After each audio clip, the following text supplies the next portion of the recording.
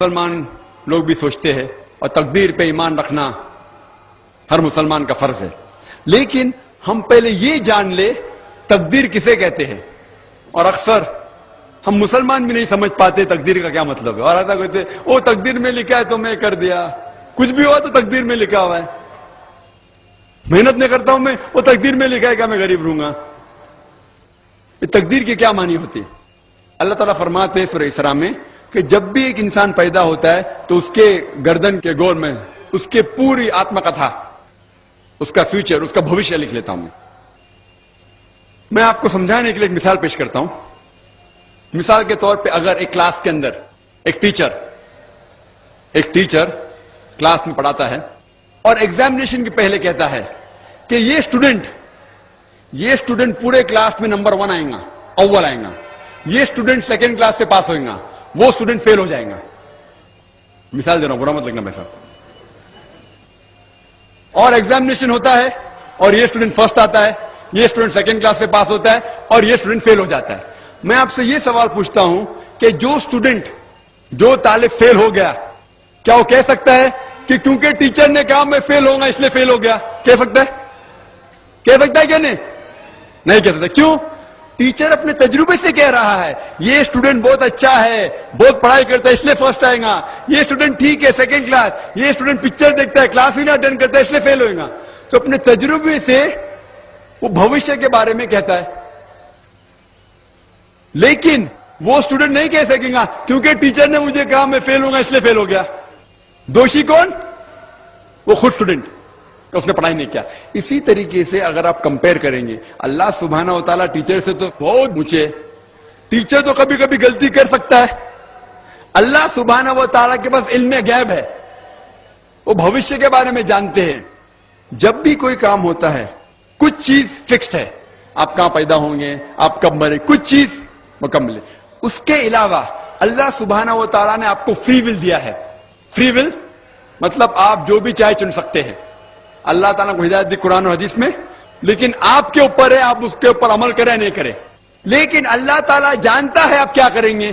مثال کے طور پر آپ ایک رستے پہ چل رہے ہیں اور ایک چوراہے پہ آتے ہیں، 4 رستے ہیں، نمبر 1، نمبر 2، نمبر 3، نمبر 4. آپ کوئی بھی رستہ چن سکتے ہیں، آپ چنتے ہیں رستہ نمبر 3.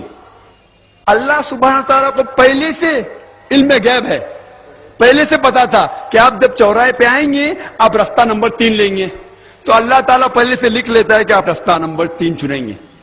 کیونکہ اللہ تعالیٰ نے لکھا اس لیے آپ نہیں چن رہے، کیونکہ آپ چننے والے تھے، اللہ تعالیٰ نے لکھا. اسے کہتے علم غیب. اللہ سبحانہ تعالیٰ کے علم غیب ہے. اللہ تعالیٰ کو پہلے سے پتا تھا کہ آپ نمبر 3 چنیں گے، اور اللہ تعالیٰ تقدیر میں لکھ دیا کہ آپ نمبر 3 رستہ چنیں گے. کیونکہ اللہ تعالیٰ نے لکھا اس لیے آپ 3 نہیں چن رہے، کیونکہ آپ چننے والے تھے، اللہ نے لکھا. اور ایک مثال پیش کرتا ہوں. آپ نے 10ویں پاس کی، 12ویں پاس کی، آپ ڈاکٹر بھی بن سکتے، آپ انجینئر بھی بن سکتے، آپ لائر بھی بن سکتے. آپ چنیں گے ڈاکٹر بننے کے لیے. اللہ تعالیٰ کو پتا ہے کہ آپ جب 12ویں پاس کریں گے تینوں چیز آپ بن سکتے، آپ ڈاکٹر بھی بن سکتے، انجینئر بھی بن سکتے، لائر بھی بن سکتے. آپ چنیں گے ڈاکٹر بننے کے لیے. تو تقدیر میں لکھ دیا اللہ تعالیٰ آپ 12ویں پاس کریں گے اور ڈاکٹر بنیں گے. کیونکہ اللہ تعالیٰ نے لکھا اس لیے آپ ڈاکٹر نہیں بنے، کیونکہ آپ نے چنا اسی لیے اللہ تعالیٰ نے پہلے سے لکھ دیا. آپ سمجھتے؟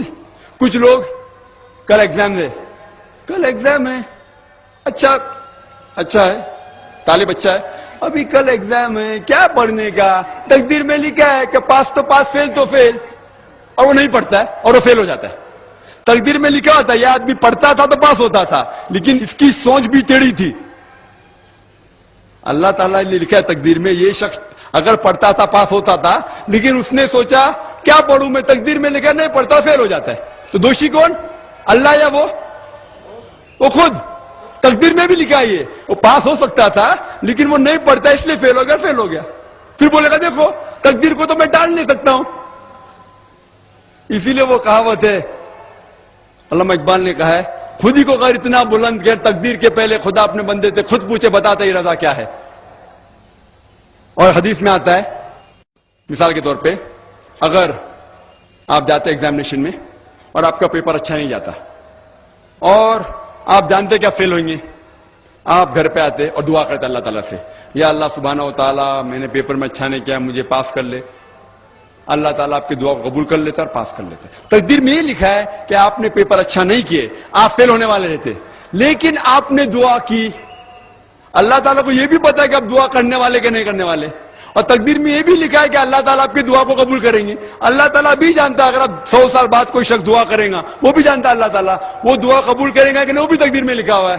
تو اسی لیے ہمیں ہر روز دعا کرنا چاہیے, ہر وقت دعا کرنا چاہیے. دعا تقدیر کو بدل سکتی, مطلب جو آپ کی پہلی ہونے والا تھا اس کو بدل سکتی, لیکن وہ بھی تقدیر میں لکھا ہے کہ آپ دعا کرنے والے, اور وہ بھی لکھا ہے کہ اللہ تعالیٰ دعا کو قبول کریں گے کہ نہیں. تو تقدیر میں لکھا ہے کہ آپ فیل ہونے والے تھے, آپ گھر پہ آتے ہیں, دعا کریں گے, اللہ نے دعا کو قبول کیا اور آپ پاس ہو جائیں گے. تو اسی لیے ہم مسلمان کو اللہ پہ بھروسہ رکھنا چاہیے, لیکن اللہ کے رسول نے فرمایا اللہ پہ بھروسہ رکھو لیکن اونٹ کو باندھو. آپ نے کہہ سکتے اللہ پہ تقویٰ ہے, میں گھر کا دروازہ کھلا رکھوں گا, کوئی چور نہیں آئے گا. اللہ کے رسول نے فرمایا اللہ پہ بھروسہ رکھو لیکن اونٹ کو باندھو. تو اللہ پہ پورا بھروسہ ہونا چاہیے, لیکن آپ خود محنت کرنا چاہیے, آپ خود جہاد کرنا چاہیے, آپ کو خود قرآن پہ عمل کرنا چاہیے. آپ کہیں گے تقدیر میں لکھا ہوا ہے میں چوری کروں گا, تو آپ کام ہی نہیں کریں گے, اور چوری کریں گے اور بولیں گے تقدیر میں لکھا ہے, آپ کی غلطی ہے, اللہ تعالیٰ کی نہیں.